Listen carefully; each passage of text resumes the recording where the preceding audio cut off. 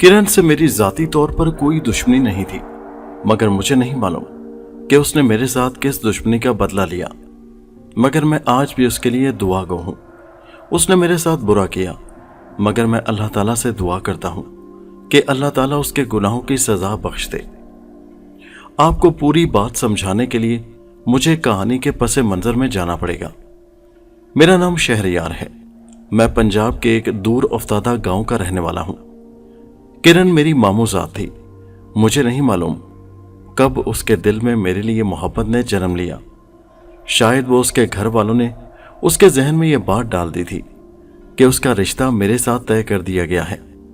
میرے گھر والوں کی بھی شاید کچھ ایسی ہی رائے تھی، مگر میں نے کبھی اس کو ایسی نظروں سے نہیں دیکھا تھا، نہ ہی میرے دل میں اس کے لیے کوئی محبت تھی۔ قصبے کے اسکول سے میٹرک کرنے کے بعد میں شہر میں پڑھنے کے لیے کالج آ گیا۔ ہاسٹل کی زندگی بہت عجیب تھی، مگر میں بہت جلد ہاسٹل میں سیٹ ہو گیا، کیونکہ میں اپنے والد صاحب کی روپے جائیداد کے بجائے اپنی حیثیت سے اپنا نام بنانا چاہتا تھا۔ والد صاحب نے ایک طرح سے میری منتیں کی کہ تم پڑھائی مکمل کر کے واپس گاؤں آ جاؤ، اتنی جائیداد دولت کس کے لیے ہے؟ میں اپنے والدین کا اکلوتا بیٹا تھا، اس لیے میرے ماں باپ مجھے گاؤں میں ہی اپنے پاس دیکھنا چاہتے تھے۔ مجھے روپے پیسے کی کمی تو تھی نہیں، مگر اپنی ایک حیثیت بنانا میرا جنون تھا۔ بی ایس سی میں میری دوستی نوشین سے ہو گئی۔ میں لڑکیوں سے ہمیشہ دور رہتا تھا، مگر نہ جانے نوشین میں ایسی کیا بات تھی کہ میں اس کی طرف کھینچا چلا گیا اور وہ میری طرف کھینچی چلی آئی، اور ہمیں پتہ ہی نہ چلا ہم دونوں کب ایک دوسرے کے لیے لازم و ملزوم بن گئے۔ کالج سے یونیورسٹی، اور پھر ہم دونوں نے سائیکالوجی میں ماسٹرز کر لیا۔ نوشین کا ارادہ تھا سائیکیٹرسٹ بننے کا۔ اس کے گھر والے کافی متمول اور اچھی خاصی حیثیت کے لوگ تھے، اور لڑکیوں کے معاملے میں کسی حد تک آزادی کے قائل تھے۔ نوشین کے ساتھ زندگی گزارنے کے وعدے ہوئے، اور وہ میری محبت میں بہت آگے تک چلی گئی۔ کسی وقت مجھے محسوس ہوتا کہ شاید میں اس سے اتنی محبت نہیں کرتا تھا جتنی جنونی محبت وہ مجھ سے کرتی تھی، مگر محبت ایک ایسی چیز ہے جسے کسی پیمانے سے ناپا نہیں جا سکتا۔ وہ سائیکیٹرسٹ بننے کے لیے تگ و دو کرنے لگی، اور میں اس سے وعدہ کر کے گاؤں آ گیا کہ میں بہت جلد آ کر اسے بیاہ کر لے جاؤں گا۔ اب شادی کے لیے گھر میں راستہ ہموار کرنا تھا، اپنے والدین کو راضی کرنا تھا۔ میں گاؤں پہنچا تو والدین سے اپنی پسند کا ذکر کیا۔ والدین میری بات سن کر مجھ پر بہت ناراض ہوئے، کیونکہ ان کا ارادہ بھی یہی تھا کہ میری شادی کرن سے کی جائے، جو میری ماموں ذات تھی۔ کرن خوبصورت تھی، مگر مجھے کسی طور پر وہ پسند نہیں تھی۔ مجھے یہ نہیں معلوم کہ ایسا کیوں تھا، مگر میں نے کبھی اس کے بارے میں اپنی رائے ایسی نہیں رکھی تھی۔ دوسرے لفظوں میں وہ مجھے پسند نہیں تھی۔ میں نے کرن سے ملاقات کرنے کا سوچا کہ اگر کرن کی طرف سے ہی انکار ہو جائے تو میرے والدین کو منانے میں مجھے آسانی ہو جائے گی۔ جب والدین دیکھیں گے کہ کرن ہی نہیں مان رہی تو وہ پھر مجھ پر بھی زور نہیں ڈالیں گے۔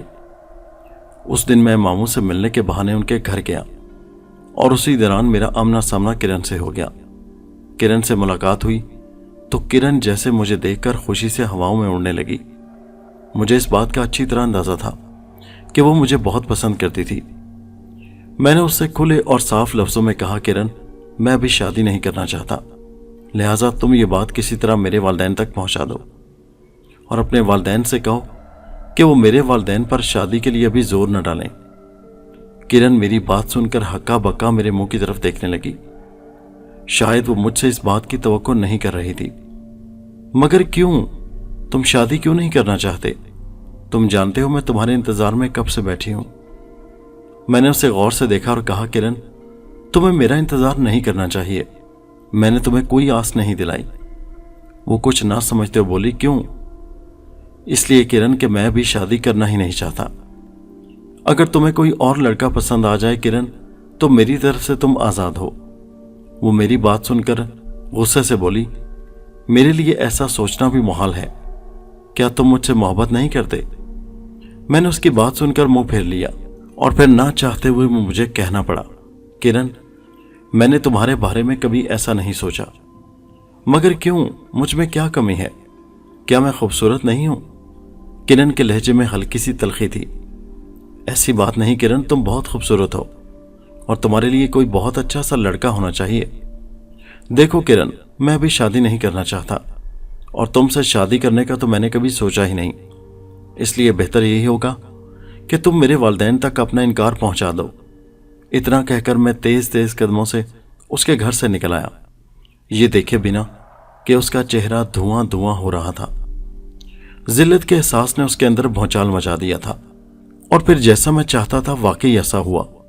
दूसरे दिन मेरे वालिदैन ने मुझे खबर सुनाई कि किरण ने शादी से इनकार कर दिया है।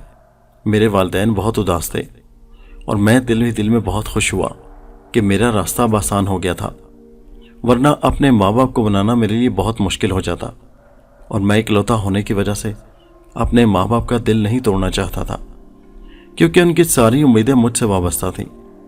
मैंने अपने वालिदैन से कह दिया कि किरण ने शादी के लिए इनकार कर दिया है तो अच्छा ही हुआ, वो मेरी शादी के लिए फिक्रमंद ना हो। मैं अब शादी किसी अपनी पसंद की लड़की से करूंगा। किरण के इनकार पर मेरे वालिदैन पहले ही अफसरदा थे, लिहाजा माँ भी अपने भाई पर जोर नहीं डाल सकती थी, इसलिए वो चुप सी हो गई।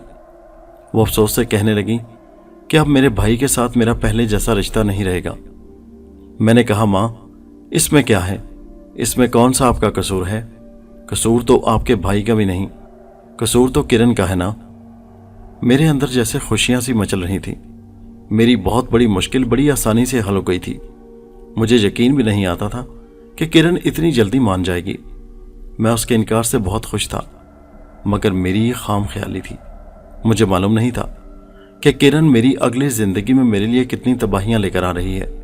मैं खुशी खुशी गांव से शहर आ गया और फिर मैंने नौशीन पर जोर देना शुरू कर दिया कि अब हमें जल्दी जल्दी शादी कर लेनी चाहिए, क्योंकि मेरी रास्ते की दीवार अब हट गई है।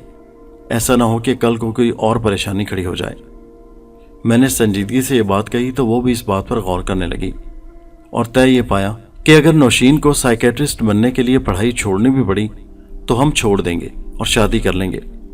नौशीन जानती थी कि मुझे माली किस्म की कोई परेशानी नहीं थी, मगर फिर भी वो मुझे इस बात पर कभी नहीं उभारती कि मैं अपने बाप की दौलत पर खेलूं। मैंने नौशीन के घर वालों से बात की तो उन्होंने भी शरीफ वालिदैन की तरह मुझसे कहा कि मैं अपने वालिदैन को रिश्ता मांगने उनके घर लाऊं, जो मेरे लिए बहरहाल एक बहुत मुश्किल मरहला था। लेकिन चूंकि मेरे वालिदैन का दिल पहले ही किरण की तरफ से टूटा हुआ था, इसलिए मुझे उम्मीद थी कि वो मेरी पसंद पर और मेरे कहने पर नौशीन का रिश्ता मांगने शहर चले आएंगे, और वैसा ही हुआ। मेरे वालिदैन मेरे कहने पर नौशीन के घर रिश्ता मांगने आए। नौशीन की खुशी का कोई ठिकाना नहीं था। नौशीन के वालिदैन को मेरे सीधे साधे देहाती वालिदैन बहुत अच्छे लगे। वो हमारी हैसियत से भी अच्छी तरह वाकिफ थे। नौशीन के वालिदैन चाहे कितनी भी हैसियत के मालिक क्यों ना होते, मगर हमारे सामने वो कुछ भी नहीं थे। हमारी गांव में इतनी जमीन थी कि शायद मैं आधे गांव का मालिक था, और अगर वो बेच देता तो मैं करोड़ों का मालिक होता। मेरा एक ही मुतालबा था कि शादी सादगी से अंजाम पाई जाएगी, ज्यादा शोर शराबा और ढोल ढमाका ना किया जाए। नौशीन के घर वाले कुछ अलग करना चाहते थे, लेकिन उन्हें मेरी बात माननी पड़ी, और इस तरह शहर में एक छोटी सी तकरीब में मेरा और नौशीन का निकाह हो गया और रुख्सती कर दी गई। नौशीन को मैंने जहेज लेने से मना कर दिया था, क्योंकि हमारे घर में किसी चीज की कोई कमी नहीं थी। नौकर चाकर, पैसा दौलत, हर चीज मौजूद थी। मैंने उसे बताया था कि कुछ अरसा हमें गांव में रहना पड़ेगा, उसके बाद मैं कोशिश करूंगा कि शहर में कोई मकान या कोई कोठी खरीद लूं और फिर हम शहर आएंगे। फिलहाल मेरे वालिदैन अकेले हैं और अभी तुम्हें गांव में मेरे साथ रहना है। वो मेरी बात मान गई और उसने मेरी हाँ में हाँ मिला दी और मैं उसे गांव ले आया। हमने शादी की तकरीब चूंकि शहर में की थी, इसलिए गांव से चंद एक मखसूस लोग शामिल हुए थे। किरण के घर वालों को भी बुलाया गया, मगर किरण उनके साथ नहीं आई और मैं उसके ना आने की वजह अच्छी तरह जानता था। खैर, मुझे इस बात से कोई गर्ज भी नहीं थी कि वह हमारी शादी में शरीक होती या ना होती। मुझे इससे कोई फर्क नहीं पड़ता था। गांव में जिंदगी अच्छी गुजरने लगी। शुरू के दिन बहुत अच्छे गुजरे। मैंने नौशीन को सारा गांव घुमाया। गांव के बहुत से घरों ने हमारी दावतें की, जिनमें हमारे कई रिश्तेदार भी शामिल थे। गांव में हमारा काफी असर और रसूख था, इसलिए गांव के लोग हमारा बहुत एहतराम करते थे। हमारा शुमार गांव के वडेरों में होता था, लेकिन हम रस्मी तरह के वडेरे नहीं थे, बल्कि एक दूसरे की इज्जत करने वाले लोग थे। एक मर्तबा फिर किरण हमारे घर आई। नौशीन से भी उसकी मुलाकात हुई थी। मैं किरण के चेहरे पर फैली उदासी को वाज़ेह तौर पर महसूस कर रहा था। वो अजीब नजरों से नौशीन को देखती रही, चंद एक बातें भी की और उसकी बातों में तंज के तीर थे। नौशीन को मैंने उसके बारे में कुछ नहीं बताया था, इसलिए वो नहीं जानती थी कि मेरे या किरण के दरमियान कोई ऐसा मामला भी था। मैंने उसको ये नहीं बताया था कि मेरे घर वालों की ख्वाहिश थी कि किरण से मेरी शादी हो जाए। मैं ख्वामख्वाह इस मसले को तूल नहीं देना चाहता था। औरतों को वैसे भी एक बात पता चल जाए तो वो उस बात को पकड़ लेती हैं और बाज़ औक़ात उस बात को अपनी अना का मसला बना लेती हैं। औरतें वैसे भी दूसरी औरत से बहुत जलन महसूस करती हैं, और फिर मैं भी इस किस्म के काम में पड़ना नहीं चाहता था। जिंदगी बहुत अच्छी गुजरने लगी, मगर एक दिन बड़ा अजीब वाक़या हुआ। उस दिन मैं नौशीन को लेकर गांव घुमाने के लिए निकला। टहलते टहलते हम खेतों की तरफ चले गए। मैं उसे अपनी ज़मीनें दिखा रहा था कि अचानक एक मरदूद सांप कहीं से निकल आया। वो जोर से चिल्लाई, सांप सांप। चंद लम्हे की बात थी, अगर मैं जोर से उसको अपनी तरफ ना खींच लेता तो वो सांप की जद में आ चुकी थी। उसके मुंह से निकलने वाली चीख बहुत दर्दनाक थी। मेरे पास उस वक्त कोई ऐसी चीज नहीं थी जिससे मैं उस सांप को मार डालता, इसलिए मैंने उसका हाथ पकड़ा और तेजी से खेतों में बाहर की तरफ भागने लगा। खेतों में कुछ लोग काम कर रहे थे जो हमारे मज़ारे थे। मैंने उन्हें बताया कि इस खेत में एक सांप है, उसे फौरी तौर पर मार डालो, ऐसा ना हो कि कहीं किसी को डस ले। वो लोग डंडे लेकर उस जगह की तरफ बढ़े जहां पर सांप की निशानदेही की गई थी। नौशीन बहुत सहमी हुई खौफजदा थी। मैं उसे तसल्लियां देता हुआ घर की तरफ ले जा रहा था। ऐसा पहले कभी नहीं हुआ था कि कोई सांप किसी पर हमलावर हो। देहातियों को अक्सर खेतों और गांव के अंदर भी कहीं कहीं सांप नजर आ जाते हैं तो वो सांप की दुर्गत बना डालते हैं। नौशीन इस वाक़े से बहुत दहल गई। घर आकर हमने अम्मा को कुछ नहीं बताया। मैंने उसे मना कर दिया था, ऐसा ना हो कि ख्वामख्वाह वो परेशान हो। कुछ दिन तक नौशीन के जहन पर उस बात का असर रहा। सांप का हमला इंतहाई अचानक था और हम ज़हनी तौर पर इसके लिए तैयार नहीं थे। वो तो खुदा का शुक्र था कि मेरी नज़र उस पर पड़ गई और वो सांप के हमले से बच गई। मगर कुछ दिन बाद हमारे लिए एक और परेशानी मुंह खोले बैठी थी। मवेशियों के चारा बनाते बनाते अम्मा का हाथ चारा बनाने वाली मशीन में आ गया और माँ का पूरा हाथ कट गया। घर में कोहराम मच गया। मेरी अम्मा को मवेशियों का खुद ख्याल रखने का बड़ा शौक था। उन्हें चारा डालने से लेकर दूध धोने तक का हर काम खुद करती थी। कई बार मना किया था कि अम्मा घर में नौकर मौजूद हैं, उनसे काम लिया करें, मगर चूंकि उनके पास भी कोई कामकाज नहीं था इसलिए वो खुद ये काम करती थी। अम्मा का हाथ मशीन में आकर कटने से जैसे हम पर तो मुसीबत ही नाजिल हो गई। दाएं हाथ कट जाने से अम्मा बिल्कुल लाचार हो गई थी। फौरन शहर लेकर गए, मरहम पट्टी हुई, इलाज शुरू हुआ, मगर हाथ तो वापस आना नहीं था। अम्मा बेचारी अपाहज होकर बैठ गई। मेरा इस वाक़े से दिल बहुत परेशान हो गया था। अभी यही गम कम नहीं हुआ था कि उस दिन खबर मिली कि गफूर चाचा जो हमारी ज़मीनों के मुंशी थे, उन्होंने बताया कि इस मरतबा फसलों में खातिर ख्वाह नुकसान हुआ है, इसलिए साल भर का अनाज पहले से बहुत कम है और मंडियों में भेजे जाने वाले अनाज की भी मिकदार बहुत कम है, जिसकी वजह से हमें बहुत नुकसान हुआ है। गफूर चाचा हमारे पास कई दिहाइयों से काम कर रहे थे। नेक, शरीफ और नमक हलाल इंसान थे। मैं उनके पास बैठा हुआ बड़ा अफसुर्दा और परेशान था। कहने लगे, बेटा सारी मुसीबतें इकट्ठी आ गई हैं। जी बस अल्लाह की हिकमत के आगे किसका बस है, हम लोग बेबस है।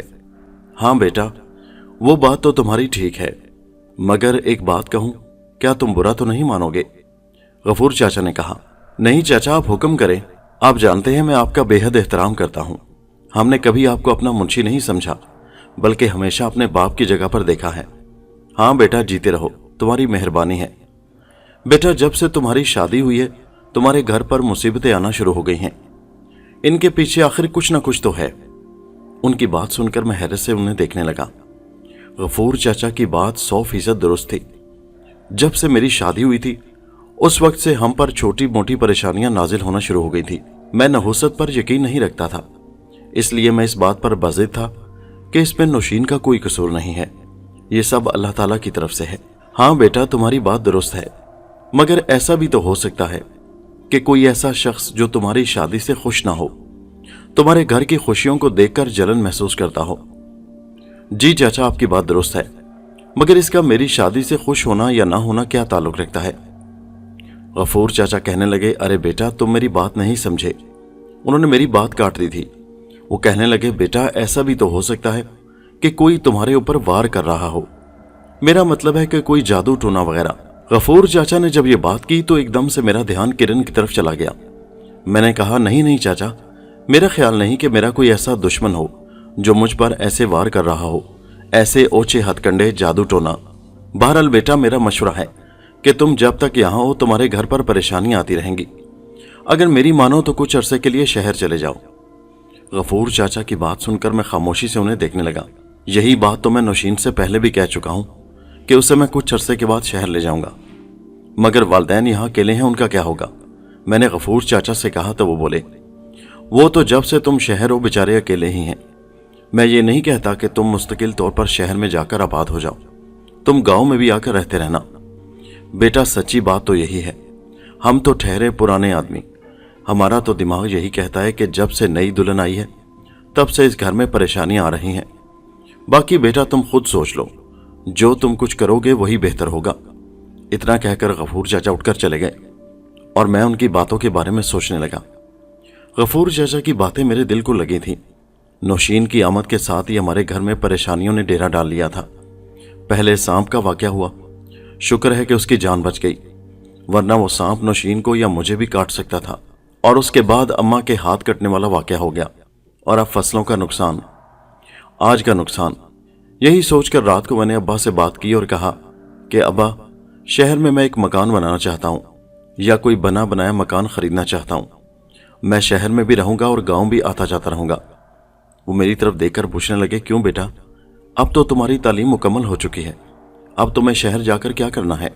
अब्बा, वो नौशीन साइकेट्रिस्ट बनना चाहती है, जिसके लिए रोज गांव से शहर आना जाना मुमकिन नहीं, इसलिए थोड़ा टाइम शहर में रहना पड़ेगा। वैसे भी आप चाहें तो मेरे साथ शहर में चलकर रह सकते हैं। नहीं नहीं भाई, हम तो शहर में नहीं रह सकते, हम गांव की खुली फिजा के आदी लोग हैं। हाँ, अगर तुम शहर में रहना चाहते हो तो चले जाओ, मगर गांव में आते जाते रहना, हमारा भी दिल लगा रहेगा। और अगर मुस्तकिल तौर पर शहर आबाद होने की सोच रहे हो तो अपने इस इरादे से बाज आ जाओ। अब्बा ने बड़ी तफसील से मुझे समझाया तो मैंने कहा, नहीं अब्बा, आप फिक्र मत करिए, मैं गांव में आता जाता रहूंगा। मैं अपने माँ बाप को किसी सूरत नहीं छोड़ सकता, मगर फिलहाल हमारा शहर जाना जरूरी है। माँ को मैंने अपने इरादे के बारे में बताया तो वो उदास हो गई और कहने लगी कि मत जाओ, मगर मैंने अम्मा को दलीलें देकर समझा लिया कि हम कुछ अरसे के बाद वापस आ जाएंगे, कुछ अरसा शहर और कुछ अरसा गांव में रहते रहेंगे, जब तक नौशीन साइकेट्रिस्ट नहीं बन जाती।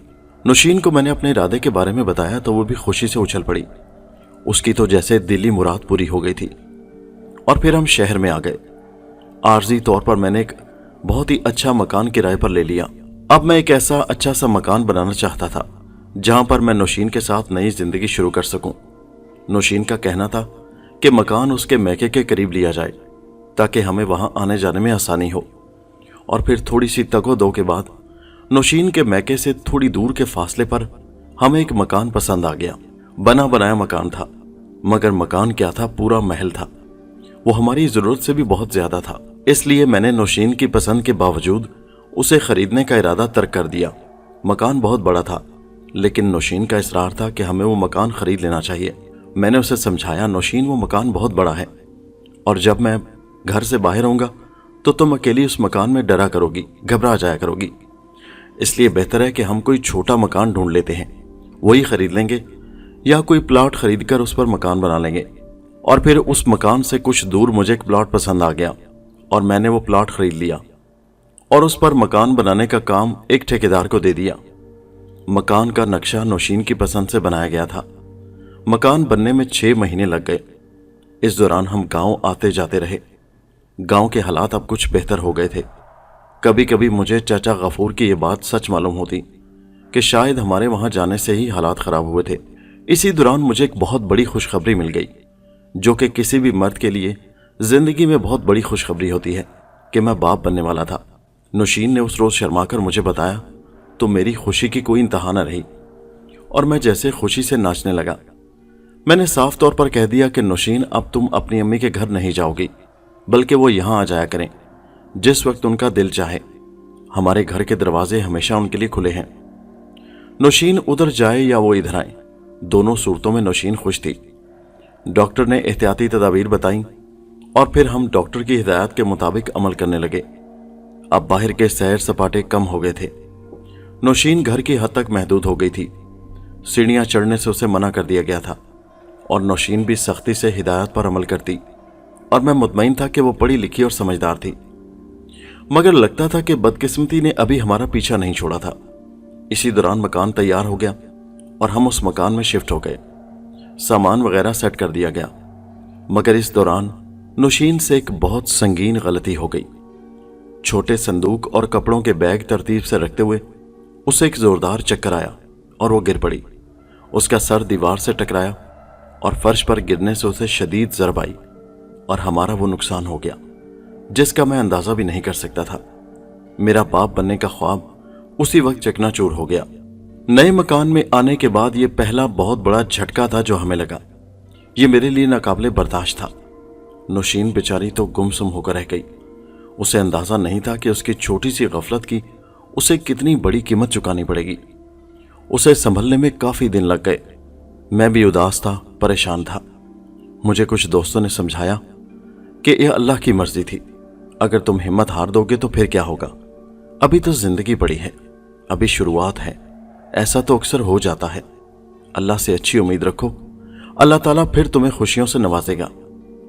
मैंने उनकी बात को मुस्बत जाना और फिर मैंने नौशीन को भी समझाया।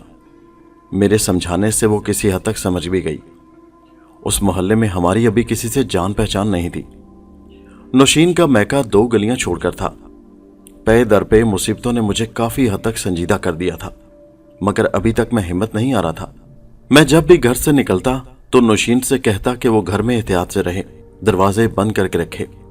उस दिन मैं घर से निकला और मैंने नौशीन से कहा कि वो अंदर से कुंडी लगा ले। उसने गेट को कुंडी लगाई और मैं बाहर गली में आ गया। मैंने पास से किसी काम के लिए बाजार जाना था तो मैं पैदल ही बाहर निकल पड़ा। एक आदमी से मेरा आमना सामना हो गया। मुझे सलाम करके कहने लगा, क्या ये घर आपने बनाया है? मैंने कहा, जी हाँ। मैंने आपको पहचाना नहीं। वो कहने लगा, मेरा नाम सुल्तान है और मैं इसी गली का रहने वाला हूं। वो सामने मेरा घर है। उसने घर की तरफ इशारा किया जो हमसे काफी पहले से वहां पर मौजूद था। मैंने बड़ी खुशदिली से उसकी बातों का जवाब दिया। वो कहने लगा, आप हमारे मोहल्लेदार हैं, आपसे मिलकर बहुत खुशी हुई। आपने मकान बहुत अच्छा और खूबसूरत बनवाया है। मैंने कहा, सुल्तान साहब बहुत शुक्रिया। वो कहने लगा कि आप इस जगह पर खुश हैं? उसके इस अजीब से सवाल पर मैं उसके मुंह की तरफ देखने लगा। जी अल्हम्दुलिल्लाह, हम बहुत खुश हैं। मगर आप ये क्यों पूछ रहे हैं? जी बस कुछ नहीं, वैसे ही। अच्छा मैं चलता हूं, फिर आपसे मुलाकात होगी। इतना कहकर वो शख्स आगे बढ़ गया, मगर मैं उसके अल्फाज पर गौर करने लगा। उसके कहने का मतलब क्या था कि आप यहां पर खुश हैं? उसे कैसे मालूम था कि हम खुश हैं या नहीं? ये मेरी उससे पहली जान पहचान थी, वरना इस मरहले में मकान बनाते वक्त मैं कई चक्कर लगा चुका था, मगर मेरी किसी से कोई जान पहचान नहीं थी। सुल्तान साहब उस गली के पहले आदमी थे जिनसे मेरी बाकायदा शनाख्त हुई थी। नौशीन को तो मैंने वैसे भी मना कर रखा था, वो घर से निकलती ही नहीं थी। अब कोई आगे पीछे की कोई औरत भी हमारे घर नहीं आई थी। इस वाक़े को चंद रोज और गुजर गए। एक दिन मेरा गली में आमना सामना फिर सुल्तान साहब से हो गया। उन्होंने मुझे सलाम किया और फिर जोर देने लगे कि चलिए हमारे घर चलकर चाय पीते हैं। मैंने शुक्रिया अदा करके जान छुड़ाना चाही, मगर सुल्तान साहब तो मेरे पीछे ही पड़ गए। नहीं नहीं जनाब, आप हमारी गली में नए नए आए हैं, हमारे हमसाए हैं, आज तो आपको मेरे घर चाय पीनी पड़ेगी। हम कैसे मोहल्लेदार हैं जो एक दूसरे को पूछते ही नहीं। चारों नाचार मुझे उसके खलूस के आगे सर झुकाना पड़ा और मैं उसके साथ उसके घर चल पड़ा। उसका घर मुतवस्सित किस्म के घरों जैसा था। बड़े खलूस से उसने चाय और बिस्किट मेरे सामने रखे और फिर उसकी बीवी से भी मुलाकात हुई। वो भी मुझे कहने लगी, भाई साहब आपको नए मकान की बहुत बहुत मुबारक हो। मैंने उनका भी शुक्रिया अदा किया और फिर वो चली गईं। सुल्तान साहब मुझसे बातें करने लगे और मुझे मोहल्ले के लोगों के बारे में बताने लगे कि यहाँ पर कौन कौन से लोग हैं, किस किस बिरादरी के, और अमीर कौन है और गरीब कौन है। फिर मुझे कहने लगे, शहरयार साहब मैं आपको एक बात बताना चाहता हूँ। जी जी बताइए, मैं सुन रहा हूँ। सुल्तान साहब का बात करने का अंदाज ऐसा था कि मेरे कान खड़े हो गए। शहरयार साहब, जिस प्लॉट पर आपने मकान बनाया है ना, ये प्लॉट। इतना कहकर वो फिर रुक गया और इधर उधर देखने लगा। मैं हैरान होकर बोला, जी सुल्तान साहब बताएं, क्या हुआ उस प्लॉट को? जी कुछ नहीं हुआ तो कुछ नहीं। सुल्तान साहब बात टालने की गर्ज से बोले, मगर मेरे दिल में तजस्सुस पैदा हो गया था। मैंने कहा, सुल्तान साहब आप मुझ पर यकीन करें, मैं बात आगे नहीं करूंगा। खुदा के लिए मुझे बताएं आप क्या कहना चाहते थे। सुल्तान साहब का चेहरा एकदम संजीदा हो गया और फिर कहने लगे, शहरयार साहब, जिस प्लॉट पर आपने मकान बनाया है, ये बात हमारे मोहल्ले में मशहूर है कि वहां पर पाकिस्तान के बनने से पहले हिंदुओं का एक शमशान घाट था और वहां पर हिंदू अपने मुर्दे जलाते थे। और देखें, हैरत की बात यह है कि जितनी जगह शमशान घाट की थी वो सारी की सारी आपकी कोठी नुमा मकान में शामिल हो चुकी है। सुल्तान साहब की बात सुनकर मैं जैसे उछल पड़ा। तो सुल्तान साहब क्या हुआ? सारी दुनिया जानती है कि तकसीम हिंद से पहले ये सारा इलाका हिंदुस्तान ही था। हिंदुओं, मुसलमानों और सिखों के मुश्तरका मकान थे और सब किस्म की जातों से भरा हुआ था। कई जगह से मुसलमान इधर उधर हो गए और कई जगह से हिंदू और सिख इधर उधर हो गए। इसमें क्या बात है? अरे नहीं नहीं शहरयार साहब, असल बात आपको मालूम नहीं। ये तो मैं भी जानता हूं कि ये पूरा हिंदुस्तान ही था और यहां से बहुत से धर्मों और मजहबों के लोग इधर उधर होते रहे, लेकिन असल बात आपको मालूम नहीं। आप जानते हैं कि हमारी गली में आबादी काफी हो चुकी है, मगर आप वाला प्लाट और इसके साथ वाले एक दो प्लाट अभी तक खाली थे। क्या आपने खरीदते वक्त ये नहीं सोचा कि क्या वजह है कि ये इलाका इतना पोश इलाका बन चुका है और इतनी आबादी होने के बावजूद ये 2-3 प्लाट अभी तक खाली क्यों थे और इनके खरीदार अभी तक क्यों नहीं आए? सुल्तान साहब की बात पर मैं एक लम्हे के लिए परेशान हो गया। ये बात तो सच्ची थी कि जब मैंने ये प्लॉट खरीदा था तो इंतहाई आसानी से तमाम मराहिल हल हो गए थे। ना ही बेचने वाले ने कीमत पर किसी पशोपेश से काम लिया और ना ही हमने उनसे कोई मुतालबा किया और निहायत आसानी से खरीदारी हो गई। जिस जगह की डिमांड हो वहां पर खरीदारी करते वक्त रेट ऊपर नीचे, सिफारशी और इस तरह के कई मामलात होते हैं। तो क्या मेरा मतलब है, आपके कहने का मतलब यह है कि इस प्लॉट का खरीदार कोई नहीं था? जी जी, अल्लाह आपका भला करे। शहरयार साहब, आप मेरी बात अब समझे हैं। हम तो पूरा मोहल्ला हैरत में डूब गए जब हमें पता चला कि यह प्लॉट भी बिक चुका है। असल में इसे बेचने वाला काफी अरसे से इस कोशिश में लगा हुआ था और शहर का कोई ऐसा प्रॉपर्टी डीलर नहीं बचा जिसने इस प्लॉट को बेचने की कोशिश ना की हो। मगर बदकिस्मती ऐसी कि कहीं बनकर नहीं आ रही थी और जब प्लॉट बिक गया तो हम खुद हैरान रह गए।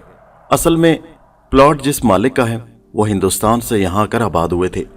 उनकी हिंदुस्तान में काफ़ी जायदाद थी, इसलिए उन्हें यहाँ पर मकान और ज़मीन भी अलाट हुई और ये शमशान घाट वाली ज़मीन उसी के हिस्से में आई थी और वो काफ़ी अरसे से इसे बेचने के लिए तगोदो में लगा हुआ था। और जब हमें पता चला कि गाँव के एक बड़े ज़मींदार ने इस प्लॉट को ख़रीदा है तो हमें बड़ी हैरत हुई, क्योंकि हमारा तकरीबन आधे से ज़्यादा शहर तो जानता है कि ये प्लॉट क्यों नहीं बिक रहे। असल में प्लॉट के बारे में कुछ अजीबोगरीब बातें मशहूर हैं, सुल्तान साहब ने अजीब से लहजे में कहा। और फिर एक बार तो मेरा दिमाग भी भग से उड़ गया। एक नई मुसीबत मेरे सामने मुंह खोले पड़ी थी कि यह भी कहीं किरण की वजह से तो नहीं हुआ। क्या मशहूर है इस प्लॉट के बारे में? मैंने सुल्तान साहब से पूछा तो वो बोले, बस जी यही कि यहाँ कुछ अजीब सी बातें होती रहती हैं। रात को इस गली से किसी का गुजर नहीं होता। कई मर्तबा लोगों ने यहाँ किसी सफ़ेद कपड़े पहने अजीब सी चीज़ों को घूमते फिरते देखा। और जी मेरे अब्बा मरहूम बताते थे कि यहाँ मुर्दों की रूहें भटकती हैं जिन्हें यहाँ पर शमशान घाट में जलाया जाता था। मैं परेशान नज़रों से उसे देखने लगा। कुछ देर बाद मेरा दिमाग तेजी से सोचने लगा कि अब मुझे क्या करना चाहिए। सुल्तान साहब काफ़ी बातूनी आदमी थे, मगर उनके पास बैठने से उस रोज़ मुझे बहुत सी मालूमात मिली। घर पहुंचा तो मैं बहुत परेशान था। मेरा दिमाग सोच रहा था कि ये पे दर पे मुश्किलात मेरे लिए क्यों हैं और मुझे क्या करना चाहिए। मेरे जहन में अचानक एक ख्याल आया कि कुछ दिन के लिए नौशीन को माँ बाप के घर छोड़ दूं और खुद गांव चला जाऊं। सबसे पहले चलकर देखूं कि गांव में किरण के क्या हालात हैं। वो किसी ऐसे काम में मुलविस तो नहीं, मेरा मतलब है कि मुझ पर कोई जादू टोना तो नहीं करवा रही, क्योंकि चाचा गफूर की बातें अभी तक मेरे जहन में गर्दिश कर रही थी कि कोई ऐसा शख्स है जो तुम्हारी शादी से खुश नहीं और तुम्हारी हंसी खुशी वाली जिंदगी में जहर घोलना चाहता है, तुम्हारे खिलाफ काम कर रहा है। मगर किसी वक्त मेरा दिल नहीं मानता था, क्योंकि किरण को एक से बढ़कर एक अच्छा रिश्ता मिल सकता था, क्योंकि वो शक्लो सूरत की अच्छी थी। मगर असल सूरत हाल का पता इसी सूरत में चल सकता था जब तक मैं खुद जाकर वहां पता ना करूं। नौशीन को बताया तो वो भी खुश हो गई। मैंने उसे बताया कि हम कुछ रोज के माहौल के चेंज के लिए गांव जाना चाहिए। 2-4 दिन वहां लग जाएंगे। तुम इतने दिन में अगर अम्मी के घर रहना चाहो तो वो खुशी से तैयार हो गई। मैं उसे उसकी अम्मी के घर छोड़ाया और खुद गांव की तरफ रवाना हो गया। गांव पहुंचा तो वालिदैन मुझे देखकर बहुत खुश हुए। मेरा सबसे पहला काम यह था कि मैंने किरण के बारे में मालूमात हासिल करनी थी। मामू से मिलने के बहाने उनके घर गया तो किरण से भी आमना सामना हो गया। उसके चेहरे पर किसी किस्म का कोई तासुर नहीं था, ना ही उसके चेहरे पर नफरत थी और ना ही पुरानी मोहब्बत का शायबा। उसका चेहरा हर किस्म के एहसास से खाली था। मुझे देखकर भी उसने किसी किस्म की खुशी या किसी जज्बे का इजहार नहीं किया, लेकिन पहले तो वो मुझे देखकर ही खुशी से खिल उठती थी। मामू से मिलकर अपने घर माँ बाप के पास आ गया। मेरे माँ बाप ये समझ रहे थे कि शायद मैं उनसे मिलने के लिए आया हूँ, मगर मेरी तो एक ही कोशिश थी कि मैं किरण के बारे में मुकम्मल मालूमात हासिल करूं। चाचा गफूर की बातें अभी तक मेरे दिमाग में थी कि यह सब किया धरा उसी शख्स का हो सकता है जो मेरी शादी से खुश ना हो। मैं ये काम खामोशी से करना चाहता था कि किसी को कानो कान खबर ना हो, मगर मुझे किसी न किसी की मदद दरकार थी।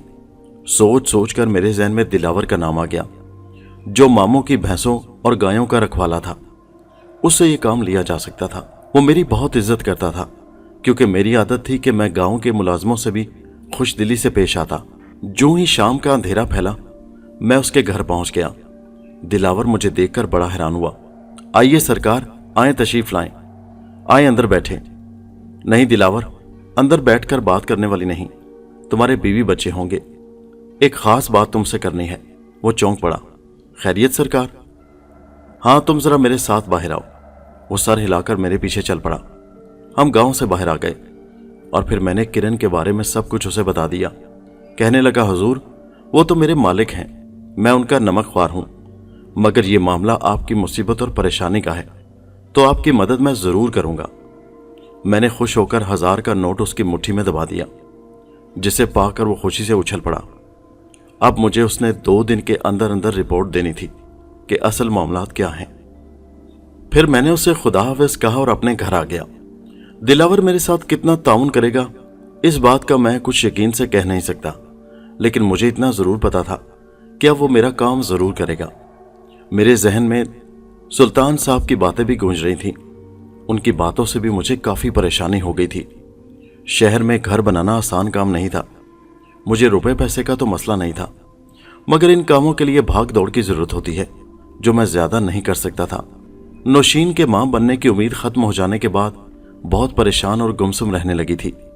मैं उसको हौसला देने की कोशिश करता, मगर वो कितनी ही देर तक खोई खोई जैसे ख्यालों में गुम रहती। मैं अब उसे ज्यादा देर तक तन्हा छोड़कर बाहर नहीं रह सकता था। अगले रोज मैं फिर वापस शहर आ गया। मैं आकर नौशीन से मिला तो वो मुझे देखकर बहुत खुश हुई। मैंने उसे बताया कि मैं अगले रोज फिर वापस जाऊंगा। ज्यादातर वो खामोशी थी और मैं ही इधर उधर की बातें कर रहा था। जब मैंने देखा कि वो मेरी बातों में दिलचस्पी नहीं ले रही, तो मैंने उसे आराम करने के लिए कहा कि वो जाकर सो जाए। तो वो खामोशी से लेट गई और मैं भी करवट लेकर सोने की कोशिश करने लगा। मेरे जहन में कई सोचें थीं, मगर नींद का गलबा ऐसा तारी हुआ कि मुझे थोड़ी देर में नींद आ गई और मैं सो गया। अचानक मेरी आंख खुली तो मुझे सोते में बड़ी ही अजीबोगरीब किस्म की आवाज आई। मैं घबरा कर उठ खड़ा हुआ। मुड़कर देखा तो नौशीन गहरी नींद में सोई हुई थी। मैं बड़ा हैरान था कि यह आवाज किस किस्म की थी। मैं फौरन बिस्तर से नीचे उतरा और कमरे से बाहर निकल आया। सहन में मुकम्मल खामोशी थी। मैंने मकान 1 मंजिला ही बनाया था, क्योंकि हम सिर्फ 2 अफराद थे और मकान हमारी जरूरत के लिए बहुत था। आवाज ऐसी थी जैसे किसी जानवर के गुर्राने की आवाज हो। मैंने बाहर निकलकर देखा तो सहन मुकम्मल खामोशी में डूबा हुआ था। बल्ब की धीमी रोशनी में पूरा सहन दिखाई दे रहा था। कुछ भी नहीं था। मेरा ध्यान ऊपर छत की तरफ चला गया। मैंने सोचा जरा छत पर भी नजर डाल लूं। यह सोचकर मैं वापस आया और टार्च उठाकर ऊपर की तरफ चल पड़ा। सीढ़ियां चढ़कर जब मैं ऊपर पहुंचा तो सारे सहन में टार्च मारकर देखा, वहां भी मुकम्मल खामोशी और अंधेरा था। मैंने मुंडेर के साथ लपक कर उस प्लॉट में झांक कर देखा जो मेरे मकान के साथ अभी तक खाली पड़ा था। एक लम्हे के लिए मैं खौफजदा हो गया। मुझे ऐसे महसूस हुआ जैसे मेरे मकान की दीवार के साथ वाले प्लॉट में कोई सफेद कपड़ों में मलबूस दीवार से टेक लगाए बैठा हो। मैं समझा कि शायद कोई चोर उचक्का होगा या कोई नशई वगैरह, जो रातों में कहीं वीराने में बैठकर नशा फूंकते हैं। प्लाट खाली समझकर यहां बैठा होगा, और यह भी हो सकता है कि कोई चोर उचक्का हो। मैंने टॉर्च की रोशनी मारी तो देखा अब वहां पर कुछ नहीं था। मुझे अच्छी तरह याद है कि टॉर्च का रुख उस तरफ करने से पहले मैंने वहां किसी सफेद लिबास में मलबूस इंसान को देखा था, मगर जब मैंने वहां टॉर्च की रोशनी डाली तो वहां पर अब कुछ नहीं था। ये बात मेरे लिए बहुत हैरत अंगेज थी। रात का वक्त था और हम गांव के लोग शुरू से ही बहादुर होते हैं। हम गांव के लोग डरते नहीं। मैं आहिस्ता आहिस्ता सीढ़ियां नीचे उतर आया। मुझे यकीन था कि मैंने वहां पर किसी को बैठे हुए देखा था। मेरे जहन में एकदम ख्याल आया कि शायद कोई चोर उचक्का होगा, और इस ख्याल के तहत मैंने अलमारी से पिस्तौल निकाला, टॉर्च हाथ में पकड़ी और दबे कदमों बाहर गली में निकल आया। हमारे गेट के इख्तिताम पर आगे वही प्लाट शुरू हो जाता था और मुझे जरा बराबर भी खौफ नहीं था। मैंने टॉर्च की लाइट बंद कर रखी थी। मैं सोच रहा था कि जैसे ही मैं उसे देखूंगा तो टॉर्च की रोशनी उस पर फेंकूंगा। चांद की मध्यम सी चांदनी में मुझे वही साया फिर वहां पर बैठा हुआ नजर आया। मैंने एकदम टॉर्च की रोशनी का रुख उसकी तरफ किया, मगर ये क्या, जो ही रोशनी वहां पर पड़ी वहां पर कुछ नहीं था। मैं बड़ा हैरान हुआ। अचानक मेरे बाएं तरफ से आवाज आई, किसे ढूंढ रहे हो बाबू? आवाज सुनकर मुझे ऐसे झटका लगा। मैंने बाएं तरफ देखा तो सफेद कफन जैसे लिबास में मलबूस एक औरत खड़ी थी, जिसने माथे समेत अपने पूरे जिस्म को ढांप रखा था। रात के वक्त उसे देखकर एकदम मुझ पर खौफ तारी हो गया। थोड़ी देर पहले वाली सारी बहादुरी हवा हो गई। हालांकि मैं डरपोक इंसान नहीं था। मैंने पूरी हिम्मत जमा करके कहा, तुम कौन हो और क्या अभी तुम वहां पर बैठी हुई थी? तुम कौन हो बाबू और क्यों हमें तंग करते हो? क्यों आए हो यहां पर? उस औरत ने खड़खड़ाती आवाज में पूछा।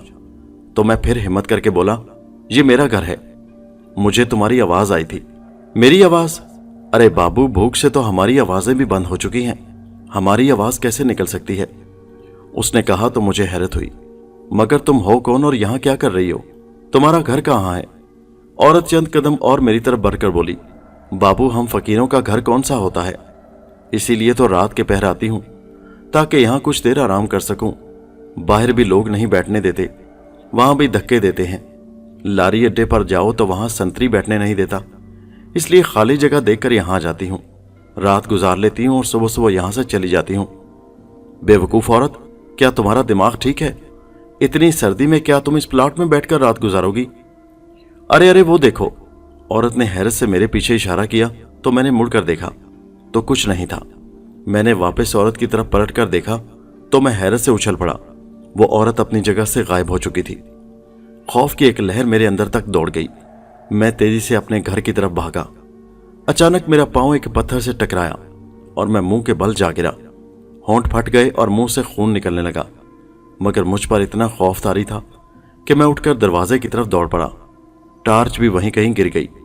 अलबत्ता पिस्तौल मेरे हाथ में मजबूती से पकड़ा हुआ था, जिस पर मेरी गिरफ्त मजबूत थी। गेट से अंदर दाखिल होते ही मैंने जोरदार धमाके से गेट बंद किया और कमरे की तरफ दौड़ पड़ा। मेरा सांस तेजी से चल रहा था। कमरे में पहुंचकर मैंने तेजी से कुंडी लगाई। नौशीन अभी तक सो रही थी, मगर मेरे इस तरह दरवाजा बंद करने से वो थोड़ी सी हड़बड़ाई जरूर, मगर उठी नहीं।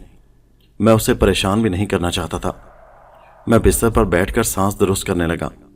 सुल्तान साहब की बातें मेरे कानों में गूंजने लगीं। ये प्लॉट वाकई असेबज़दा था। आज मैंने अपनी आंखों से भी देख लिया था। और ये अजीबोगरीब भयानक चेहरे वाली औरत किसी तौर भी इंसान नहीं लग रही थी। उसे देखकर तो जैसे मेरे रोंगटे खड़े हो गए थे और मुझसे बिल्कुल इंसानों की तरह बातें कर रही थी। जहन अजीबोगरीब सी कशमकश में मुब्तला हो गया। कुछ समझ नहीं आ रही थी कि क्या करूं। पे दर पे मुश्किलात मेरे सामने आती जा रही थी। अब यह नया मसला खड़ा हो गया था। अगर नौशीन को पता चल जाता तो वो एक लम्हे के लिए भी इस घर में न टिकती। क्या करूं, क्या ना करूं। फिर अचानक मुझे ऐसे महसूस हुआ कि जैसे छत पर किसी के चलने की आवाज आ रही हो। अब मुझ में इतनी हिम्मत नहीं थी कि मैं उठकर बाहर देखता। कदमों के चलने की आवाजें ऐन मेरे सर के ऊपर से आ रही थी। ऐसा महसूस हो रहा था जैसे छत पर कोई धीमे धीमे कदम उठा रहा हो। मेरा रंग खौफ से पीला पड़ चुका था। ये रात मुझ पर बहुत भारी थी। फिर आवाज आहिस्ता आहिस्ता आनी बंद हो गई। मैंने सारी रात जागते में गुजार दी। अजान हुई तो कुछ हौसला हुआ। सुबह के वक्त नौशीन उठी तो मैंने उससे कहा, मैं तुम्हें तुम्हारी अम्मी के घर छोड़कर गांव जाना चाहता हूं। वो हैरत से मुझे देख रही थी। کیا ہوا؟ لگتا ہے رات کو بھی آپ بے آرام تھے، بار بار اٹھ رہے تھے کیا؟ ہاں بس کچھ طبیعت خراب تھی۔ کیا ہوا؟ وہ پریشان سی ہو گئی۔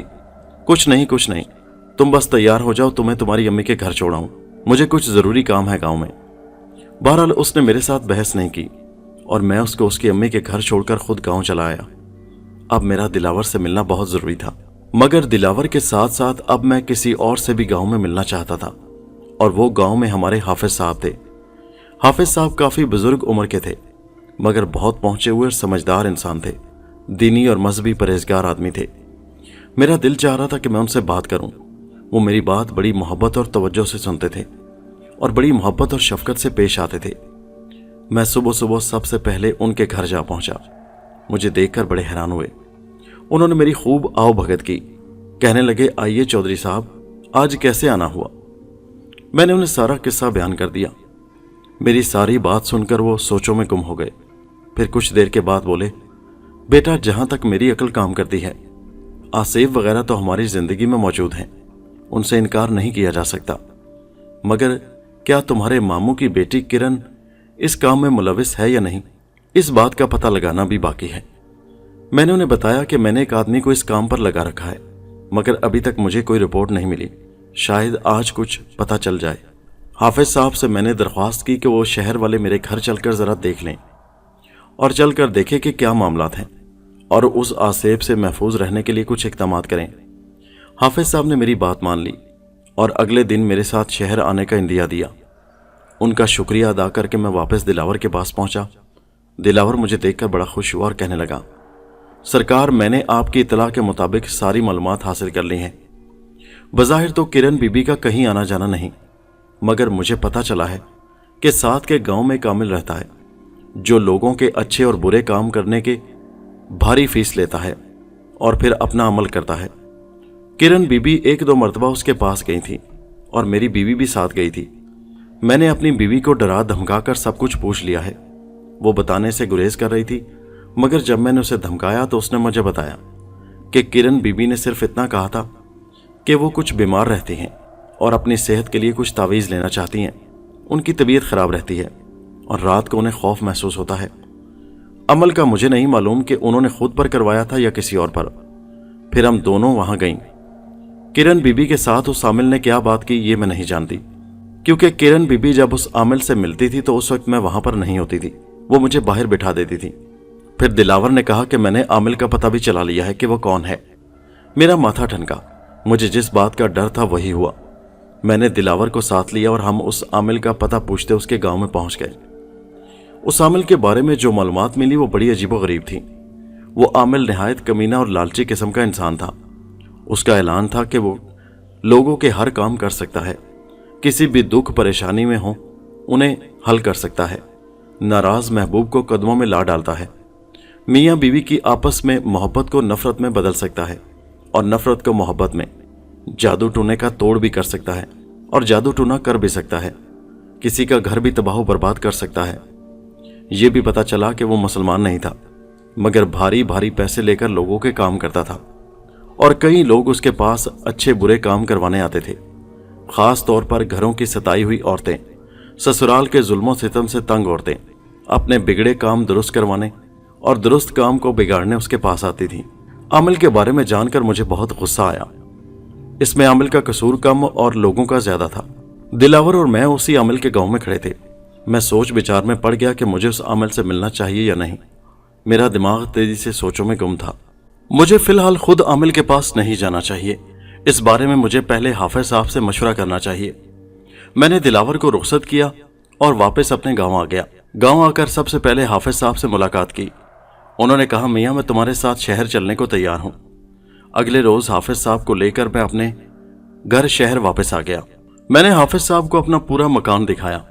حافظ صاحب نے پورے مکان کا جائزہ لیا اور پھر کہنے لگے، میاں آج رات مجھے یہاں رکنا پڑے گا، رات ٹھہرنے کے بعد ہی کچھ سمجھ میں آئے گا کہ آخر یہاں پر مسئلہ کیا ہے۔ میں نے کہا ٹھیک ہے۔ میں نے جان بوجھ کر نوشین کو اپنے آنے کے بارے میں آگاہ نہیں کیا تھا۔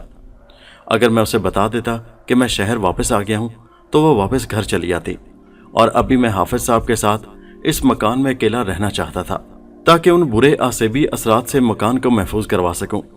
हाफिज साहब को मैंने बाजार से लाकर खाना खिलाया। उसके बाद हम दोनों रात के वक्त सोने के लिए लेट गए। हाफिज साहब बहुत जल्दी सो गए। बहुत जल्द वो खराटे लेने लगे तो मैं परेशान हो गया कि हाफिज साहब तो गधे घोड़े बेचकर सो गए हैं, जबकि इन्होंने मुझे कहा था कि मैं रात जाग कर यहाँ का जायजा लूंगा।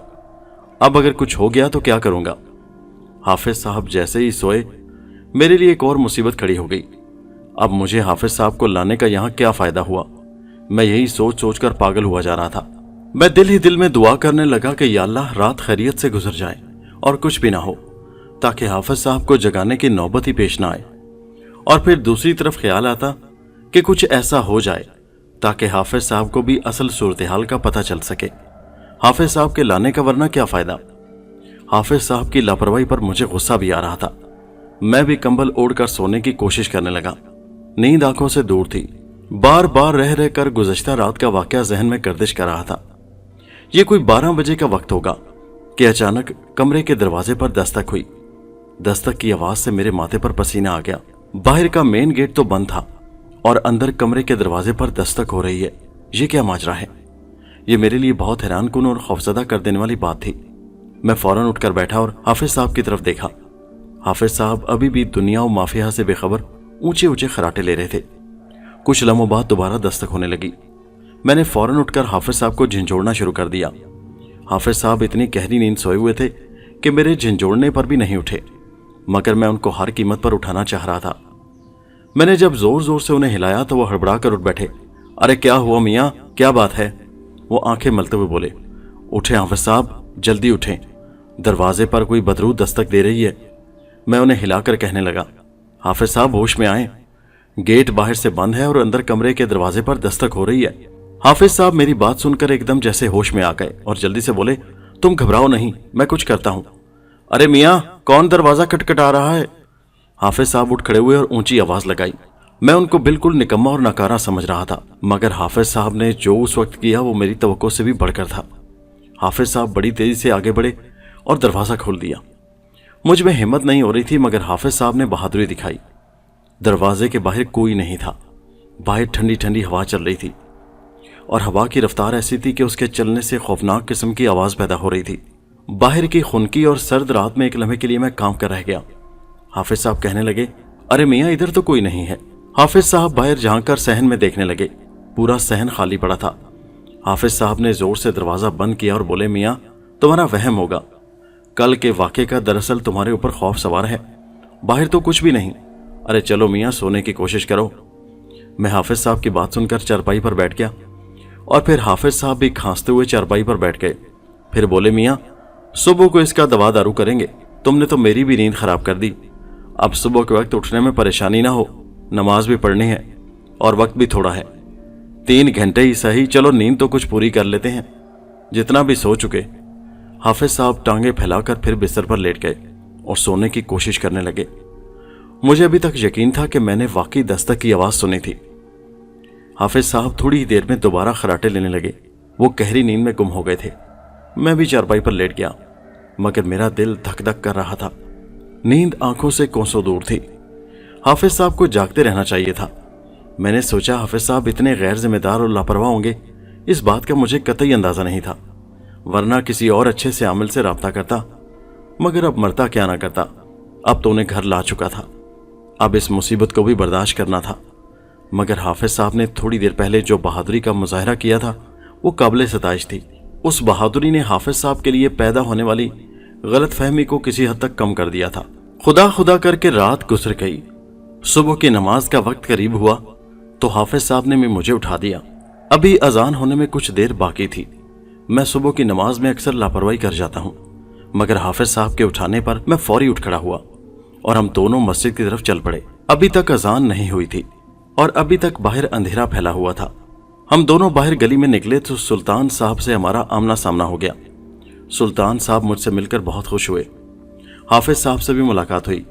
मैंने कहा, चलिए सुल्तान साहब, हम नमाज पढ़ने मस्जिद जा रहे हैं, आप भी चलिए। मेरी बात सुनकर कहने लगे, मियाँ, मेरी तबीयत कुछ ठीक नहीं। मैं चहलकदमी के लिए घर से बाहर निकला हूँ, जरा थोड़ी देर हवा खोरी कर लूँ। जैसे ही तबीयत संभल जाए मैं नमाज पढ़ने आ जाऊंगा। हम दोनों मस्जिद की तरफ चल पड़े। अजान हुई और नमाज पढ़ने के बाद हम घर वापस आ गए। हाफिज साहब को मैंने बाहर एक होटल से अच्छा सा नाश्ता करवाया और उसके बाद वो कहने लगे, मियाँ रात को जो कुछ तुम्हारे साथ पेश आया वो तुम्हारे दिमाग पर छाया हुआ खौफ था। उन्होंने मेरे तमाम घर को तसल्ली से देखा, मुझे कुछ तावीज़ लिख कर दिए, पूरे घर पर दम पड़कर फूंका और एक तावीज़ देकर कहने लगे, इसे अपने घर की ड्योढ़ी के दरवाजे के ऊपर बांध दो, इंशाल्लाह खैर होगी, अंदर कोई भी ऐसी बुरी रूह नहीं आ सकेगी। तुम्हारा घर हर किस्म की आसेबी चीज़ों से महफूज रहेगा। तुम्हारे घर में कोई किसी किस्म का मसला नहीं, तुम बेफिक्र रहो। मैं उनकी बात सुनकर दिल में बहुत खुश हुआ, मगर दिल में कहीं खटका भी था। वो चले गए तो मैं नौशीन को लेने चला गया। नौशीन को लेकर आया, मगर हाफिज साहब के बारे में उसको नहीं बताया। मुझे रात वाली दस्तक याद थी। हाफिज साहब ने जो दम पड़ा और तावीज़ दिया, उससे मैं काफ़ी हद तक मुतमईन हो गया था। अगर दिल में कहीं कांटा सा चुभ रहा था कि शायद दोबारा कभी ऐसा वाक़या ना हो जाए। मैं खुद अपनी आंखों से उस मनहूस बदरू औरत को देख चुका था। मैंने नौशीन को मना कर दिया कि वो गैर ज़रूरी कमरे और घर से बाहर न निकले। वो हैरत से मुझसे पूछने लगी कि क्या वजह है, मगर मैंने उसे कुछ नहीं बताया। वो वैसे भी बेचारी माँ बनने के चांस से महरूम होने के बाद परेशान और उदास रहती थी। कुछ रोज़ इसी तरह आराम से गुजर गए। मैं रात को सोने से पहले बाकायदा दरवाजे और गेट चेक करके सोता। ऊपर आने जाने पर भी मैंने नौशीन को मना कर दिया और एक मिस्त्री को बुलवाकर ऊपर एक दरवाज़ा लगवा दिया कि हम ऊपर से मुकम्मल तौर पर महफूज हो जाएं और ऊपर से कोई नीचे ना आ सके। मगर मेरी ये खाम ख्याली थी। इन चीज़ों को रोकना मेरे इख्तियार में नहीं था, जिनको रोकने के लिए मैं इक़दाम कर रहा था। उस रात हम दोनों सो रहे थे कि अचानक रात के वक्त हमारा दरवाज़ा फिर से बजना शुरू हो गया। मेरे साथ नौशीन भी हड़बड़ा कर उठ बैठी। हमारे कमरे का दरवाज़ा कोई बहुत बुरी तरह पीट रहा था। हम दोनों खौफ से एक दूसरे की तरफ देखने लगे। हमारा गेट तो बंद था, फिर अंदर कोई कैसे आ गया? हमारी दीवारें इतनी ऊंची थी कि सहन में कोई दीवार फांद कर दाखिल नहीं हो सकता था। मैं घबरा कर उठ बैठा, मगर दरवाज़ा खोलने की मेरे अंदर हिम्मत नहीं हो रही थी। नौशीन का रंग फक हो गया। वो इस कदर डर गई और घबरा गई कि मैं परेशान हो गया। मैं उसे तसल्लियाँ देने लगा। मैंने ऊंची आवाज़ में पूछा, कौन है? मगर कोई ना बोला। दरवाज़ा कुछ देर बजता रहा और फिर अचानक खामोशी छा गई। सारी रात हम दोनों मियाँ बीवी आयतल कुर्सी और दरूद शरीफ पढ़ते रहे। सुबह तक अल्लाह ताला ने खैर की और कुछ नहीं हुआ, मगर सारी रात मुख्तलिफ आवाज़ों से हम जागते रहे। नींद उड़ गई थी। सुबह उठते ही नौशीन ने वावेला मचा दिया कि वो अब इस घर में नहीं रहेगी, वो अपनी माँ के घर जाएगी। अब मुझे मजबूरन उसके सामने इस राज को खोलना पड़ा कि यह घर आसेब ज़दा है। यहाँ पर हमारे लिए कई खतरात पैदा हो सकते हैं, ख़ास तौर पर साथ वाला प्लाट। अब नौशीन से कुछ भी छुपाना बेफायदा था कि यह किया धरा आखिर किरण का था। वो हमारे पीछे हाथ धोकर पड़ गई थी। नौशीन को उससे नफरत महसूस होने लगी। नौशीन इस घर में रहने के लिए अब तैयार नहीं थी। मैंने वक्ती तौर पर यही मुनासिब समझा कि नौशीन को उसके घर छोड़ाऊं, फिर इसका कुछ सोचते हैं। नौशीन को मैं उसी दिन उसकी माँ के घर छोड़ाया और मैंने उससे कहा कि मैं गाँव चला जाऊँगा। मैं कुछ दिनों में सोचता हूँ कि क्या करना है, फिर इसके बाद अगला मंसूबा तरतीब देंगे। मैं गाँव आ गया। मैंने जाकर हाफिज साहब से मुलाकात की और उनको सारी सूरत हाल बताई। हाफिज साहब बड़े हैरान हुए और बोले कि जिस तरह मैंने दम पड़कर रख दिया है और ड्योढ़ी के दरवाजे पर तुमने तावीज़ लटकाए हैं, अब उसके बाद तो किसी आसेबी बदरू को वहां पर नहीं आना चाहिए, ना ही वो आ सकती है। मगर ज़रूर कोई ना कोई हमारी तरफ से कमी रह गई है। शहरयार बेटा, तुम मेरी बात मानो और उस मकान को बेच दो। तुम्हारा वैसे भी गाँव में बहुत बड़ा मकान है, तुम तो शहर में और मकान भी खरीद सकते हो। ख्वामख्वाह ऐसी बलाओं आसेबी बदरूहों को अपना दुश्मन बनाना ठीक नहीं। ऐसी बदरूहों के खिलाफ अगर कोई इक़दाम करें तो वो कभी इंसान का पीछा नहीं छोड़ती, इसलिए वहां से किसी और जगह जाना मुश्किल नहीं। जब तक तुम लोग उस मकान में रहोगे तुम्हारे लिए मुसीबतें ही मुसीबतें हैं। हाफिज साहब की बात मेरे दिल को लगी और मैंने उस मकान का ख्याल दिल से निकाल दिया, मगर उस मकान का कुछ करना तो था। मगर हाफिज साहब, अब उस आमिल का क्या किया जाए? मैंने हाफिज साहब से पूछा। अब मैं दिल ही दिल में ये तो जान चुका था कि हाफिज साहब से ये जो भी था ऊपर का काम था। वो वहां से आसेबी बदरू को निकालने में नाकाम हो गए थे। हाफिज साहब कहने लगे, उस आमिल ने बराह रास्त तुम पर कोई हमला नहीं किया, वो तुम पर जादुई हमले कर रहा है। ये सब कुछ किरण की वजह से है। बेहतर तो बात यह है कि तुम किरण से बात करो। आमिल को कुछ कहना उसको दुश्मन बनाने के मुतरादिफ है। तुम किरण से बात करो, हो सकता है वो इस बुरे फेल से बाज आ जाए। मैं सोच में पड़ गया। वाकई अब दिमाग से काम लेने का वक्त था। खैर, पहले कुछ मकान का किया जाए। मैं उस मकान में नहीं रहना चाहता था। मैंने अगले दिन सोचा कि सुल्तान साहब से मिलकर इस मकान को बेचने की बात की जाए। ये सोचकर मैं उस दिन सुल्तान साहब के पास जा पहुंचा। मैंने उन्हें ये नहीं बताया कि हम ये घर आसेबी बदरूहों की वजह से छोड़ रहे हैं और इस घर में हमारे साथ कुछ अजीबोगरीब वाकयात पेश आ रहे हैं। अगर मैं ऐसा बता देता तो शायद सुल्तान साहब इस बात को आगे फैला देते और मकान बेचने में मुझे मजीद दुश्वारी का सामना करना पड़ता। वैसे मुझे मकान बिकता हुआ मुश्किल ही नजर आ रहा था, मगर जाहिर है कोशिश तो करनी थी। मैं सुल्तान साहब से मिला। बड़ी खुश दिली से वो मुझसे मिले। मैंने उन्हें बताया कि मैं अपनी बेगम को मैके छोड़ आया हूँ। गाँव में कुछ ऐसे काम है जिसकी वजह से मैं यहाँ नहीं रह सकता और हमारा यहाँ पर रहना दुश्वार है। मैं बेगम को भी गाँव ले जाऊँगा क्योंकि उसको मैं अकेला नहीं छोड़ सकता। हम इस मकान को अब बेचना चाहते हैं। उस दिन सुबह आपसे मुलाकात हुई थी तो बात नहीं हो सकी। सुल्तान साहब ये बात सुनकर मेरी तरफ हैरत से देखने लगे और बोले, मियाँ, मेरी आपसे सुबह कब मुलाकात हुई थी? मैं उनकी बात सुनकर बड़ा हैरान हुआ। मैंने कहा, मैं और हाफिज साहब सुबह सुबह नमाज पढ़ने से पहले आपसे मिले थे। सुल्तान साहब तो शशोपन में पड़ गए और मेरी तरफ ऐसे देख रहे थे जैसे उन्हें मेरी दिमागी सेहत पर शुबा हो। वो शशोपन में थे। कहने लगे, मियाँ, मैंने आज तक सुबह की नमाज कभी मस्जिद में पढ़ी ही नहीं और ना मैं कभी सुबह घर से निकला हूँ। मैं हमेशा अजान के बाद घर पर ही नमाज पढ़ लेता हूँ, इसलिए मेरी और आपकी कोई मुलाकात हुई ही नहीं। ये सुनकर मेरे चेहरे पर हवाइयाँ उड़ने लगीं। मैंने मुश्किल से अपने आप को कंट्रोल किया और फिर सुल्तान साहब से कहने लगा, फिर भी आप जहन में रखिएगा कि मैं इस मकान को बेचना चाहता हूँ। अगर अड़ोस पड़ोस का कोई भी ग्राहक हो तो मुझसे आप इस पता पर राब्ता कर लीजिएगा। सुल्तान साहब बड़े गौर से मेरी तरफ देखते हुए बोले, शहरयार मियाँ, खैरियत तो है? आप मकान बेचना क्यों चाह रहे हैं? कहीं वही मसला तो नहीं, वो आसेब वाला? वो अजीब सी नज़रों से मेरी तरफ देख रहे थे। मैंने इनकार में सर हिलाया और बोला, नहीं साहब, हम काफ़ी अरसा इस मकान में रहे हैं, ऐसी कोई बात हमें दरपेश नहीं।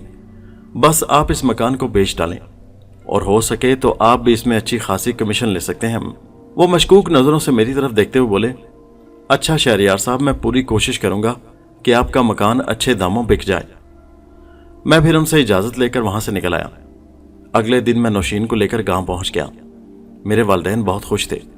नौशीन बार बार पूछ रही थी क्या हम शहर में दोबारा कोई नया मकान लेंगे, मगर मैंने उसे फिलहाल चुप करवा दिया कि मैं ऐसी जहनी पोजीशन में नहीं था कि कोई और मकान लेने का सोचूं। गांव में आने के बाद हमारे लिए फिर मुसीबतों का दौर शुरू हो गया। गांव में आते ही नौशीन को टाइफाइड बुखार ने आ घेरा और वो बेहद बीमार हो गई। रात को सोई सोई घबरा कर उठ बैठती और बोलती कि कोई खौफनाक शक्ल औरत उसका गला दबोचने को आगे बढ़ती है। वो नींद से उठकर ऑल फोल बकने लगती। मैं इस सूरत हाल से और परेशान हो गया। सारी मुसीबत मेरे सर पर आन खड़ी हुई। माँ भी अब किसी की खिदमत नहीं कर सकती। नौकर चाकर तो मौजूद थे, मगर एक अजीब सी जहनी उलझन थी। मेरे माँ बाप भी इस सूरत हाल से काफ़ी परेशान थे। आए रोज़ डॉक्टरों के चक्कर लगते और फिर आहिस्ता आहिस्ता नौशीन की हालत बेहतर होने लगी। इसी दौरान मुझे दोबारा खुशखबरी मिली कि मैं एक बार फिर बाप बनने वाला हूँ। जिस दिन ये खबर लेकर हम घर आ रहे थे, घर आते ही मैंने सोचा ये खुशखबरी सबसे पहले नौशीन खुद मेरी माँ को सुनाए। किरण को बैठे देखकर हम दोनों के मुंह लटक गए। मुझे तो बहुत गुस्सा आया, मगर किरण हमारे हशाश चेहरे देखकर नफरत से होंठ सिकोड़ कर रह गई। किरण के अंदर उठने वाले तूफान को मैं महसूस कर सकता था। बज़ाहिर वो अच्छी नजर आ रही थी, मगर अंदर ही अंदर हमारी जड़ें काट रही थी। मुझे हर काम में उसका हाथ नजर आता। उधर वो निकम्मा दिलावर भी गायब था। आज मेरा पूरा इरादा था कि मैं उससे मुलाकात करूं, मगर नौशीन की हालत की वजह से मैं इतना परेशान था कि उससे मिलने का ख्याल ही नहीं आया। दिलावर से मुलाकात हुई तो दिलावर ने बताया कि उसके बाद मैंने किरण को कहीं आते जाते नहीं देखा। आमिल के बारे में पूछा तो बोला, आमिल इसी तरह अपनी धुनी रमाए बैठा है, उसके बारे में कुछ नहीं कह सकता कि वो आपके खिलाफ क्या कर रहा है। मालूमात अधूरी थी, इसलिए मैं खामोश होकर रह गया। मुझे इस बात का पूरा यकीन था कि किरण हमारे पीछे है, वही हमारे खिलाफ ये सब कुछ कर रही है। वहां से तो हम निकल आए, अब यहां से कहां जाएं। उसी शाम मैं चहलकदमी के लिए खेतों की तरफ निकल पड़ा। नौशीन को साथ लेकर नहीं निकलता था। जैसे ही मैं खेतों में पहुंचा तो मेरा सामना किरण से हो गया। शायद वो मुझे बाहर निकलता देखकर मुझसे मिलने वहां पहुंची थी। मुझसे कहने लगी, शहरयार कैसे हो? मैं अक्खड़ से लहजे में बोला, ठीक हूं। वैसे तुम्हें इससे क्या है कि मैं खुश रहूं या ना? तो वो तंजिया हंसी हंसकर बोली, अब तो तुम्हें तुम्हारी मनपसंद लड़की मिल चुकी है, तुम्हारी मोहब्बत तुम्हें मिल चुकी है, जाहिर है तुम तो खुश होगे, तुम्हारे दिल की रानी जो तुम्हारे घर में है। तुम जो कुछ कर रही हो किरण, वो अच्छा नहीं कर रही, मैंने तलख लहजे में कहा। तो वह हैरान होकर बोली, मैं क्या कर रही हूं? मैंने गुस्से से कहा, तुम अच्छी तरह जानती हो कि तुम क्या कर रही हो। मेरी बात पर कहका लगाकर बोली, सुनो शहरियार, मैं तुमसे बेइंतहा मोहब्बत करती हूं और तुम्हारे अलावा मैंने जिंदगी में कभी किसी का नहीं सोचा। और एक बात और याद रखना, जिसने तुम्हें मुझसे छीना है ना, मैं उसे भी कभी खुश नहीं रहने दूंगी। इतना कहकर वो पैर पटकती गुस्से से वहां से चली गई। अब तो खुल्लम खुला बात सामने आ चुकी थी कि किरण ही हमारे खिलाफ बरसरे पैकार थी। मैंने घर में सख्ती से हुक्म जारी कर दिया कि किरण अब इस घर में नहीं आएगी। नौशीन को बिल्कुल बाहर ना निकलने दिया जाए। हर जरूरत घर में इसकी पूरी की जाए। माँ बाप से भी कह दिया कि डॉक्टर के पास मैं इसे खुद ले जाऊंगा। इसे एक लम्हे के लिए भी तन्हा नहीं छोड़ा जा सकता। हाफिज साहब से मेरी मुलाकात गाहे बगाहे होती रहती। नौशीन खुश थी। नए मेहमान की आमद से उसके चेहरे पर खुशियां लौट आई थी, मगर मैं हर वक्त जरा सहमा रहता। शहर के शमशान वाले मकान के ख्याल मेरे जहन में आता तो मुझे खौफ आ जाता। खुदा खुदा करके 6 महीने गुजर गए। वक्त करीब आता जा रहा था। मैं बहुत खुश था। नौशीन के भी खुशी से पांव जमीन पर नहीं टिकते थे। किरण के घर आने पर मैंने माँ से सख्ती से कह दिया कि उसे किसी सूरत किसी से मिलने ना दिया जाए। उधर मैं आमिल की तरफ से भी मोहतात था।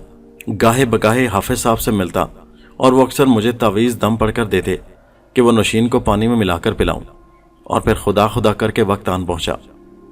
मगर ये वक्त हमारी जिंदगी में एक और धचका लेकर आया। नौशीन को डॉक्टर ने बच्चे की पैदाइश की जो तारीख दी थी, उससे 2 दिन पहले ही उसकी हालत खराब होना शुरू हो गई। रात के 11 बजे का वक्त था। तबीयत इतनी खराब हुई कि मैं परेशान हो गया। अब हमें उसे लेकर शहर के अस्पताल जाना था, जहां से मैं बाकायदा उसको चेकअप करवाता था। मैंने गाड़ी निकाली, उसे गाड़ी में बिठाया और साथ लेकर चल पड़ा। सुनसान अंधेरी रात थी। गांव का कच्चा रास्ता, पक्की सड़क हमारे गांव से थोड़ी दूर थी। हम दोनों थे और हमारे साथ तीसरा कोई नहीं था। मैं बार बार उससे पूछता कि तुम ठीक तो हो, और वो बेचारी दर्द से कराहते हुए कहती, हाँ मैं ठीक हूं।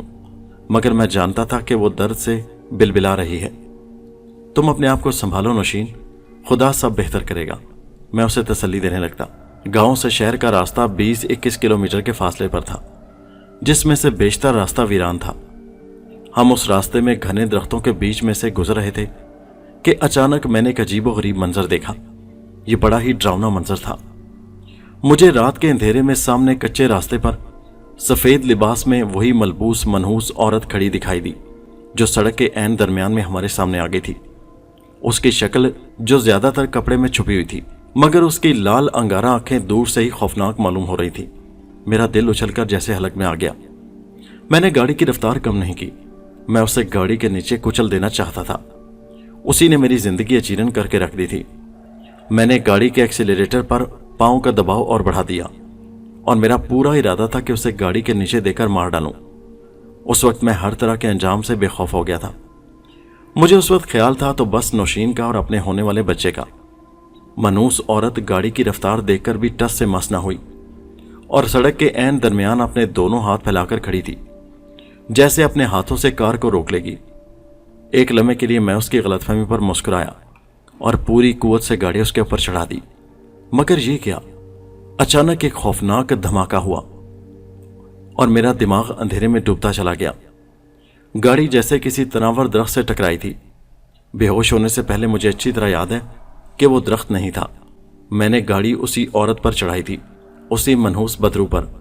गाड़ी उस औरत से टकराई थी, मगर उससे टकराने के बाद गाड़ी ऐसे उल्टी जैसे किसी आहनी दीवार से टकराई हो। फिर उसके बाद मुझे कुछ होश नहीं रहा। जिस वक्त मुझे होश आया तो मैं अस्पताल में था। मेरे इर्द गिर्द मेरे वालिदैन बैठे हुए थे। दोनों के चेहरे उतरे हुए थे और रो रो कर आंखें सूज चुकी थीं। मैंने धुंधलाई आंखों से उन्हें देखा और दर्द से कराते हुए नौशीन के बारे में पूछा।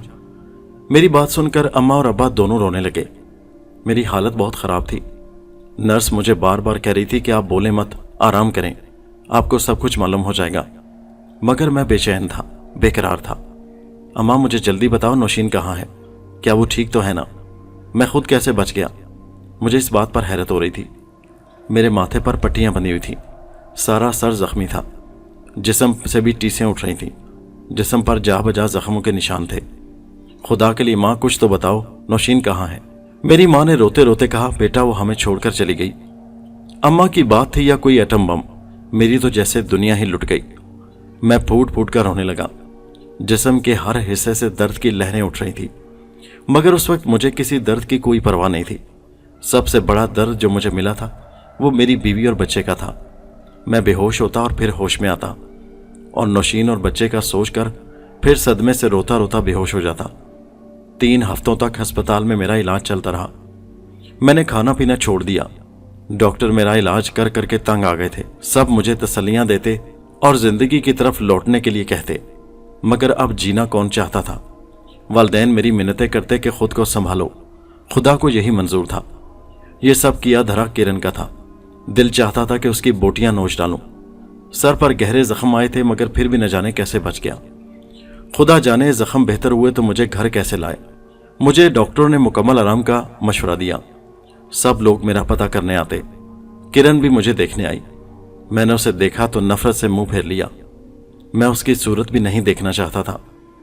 काश मैं भी नौशीन के साथ मर जाता तो अच्छा था। मेरी दुनिया अंधेर हो गई थी। माँ बाप हर वक्त रोते रहते, मेरा हर तरह से ख्याल रखते, मगर मैं जीना नहीं चाहता था। मैं मरने के लिए दुआएं करने लगा, मगर मुझे मौत भी नहीं आती थी। किरण जालिम लड़की खुश होगी, मैं सोचता। मेरी दुनिया अंधेर करके वो खुश थी। नौशीन को मुझसे छीन कर उसने अपना इंतकाम ले लिया था। उसने कहा था कि मैं उसे खुश कभी नहीं रहने दूंगी जिसने तुम्हें मुझसे छीना है। वालिदैन बेचारे मेरे पांव पकड़ते, मेरी मिन्नतें करते कि मैं उनकी खातिर जीऊं, अपनी जिंदगी बर्बाद ना करूं। लेकिन नौशीन जब से मेरी जिंदगी में से गई थी, मेरी दुनिया ही अंधेर हो चुकी थी। पूरा 1 साल मैं अपने घर से बाहर नहीं निकला। मजनू और दीवानों जैसा बन गया। शेव बढ़ गई।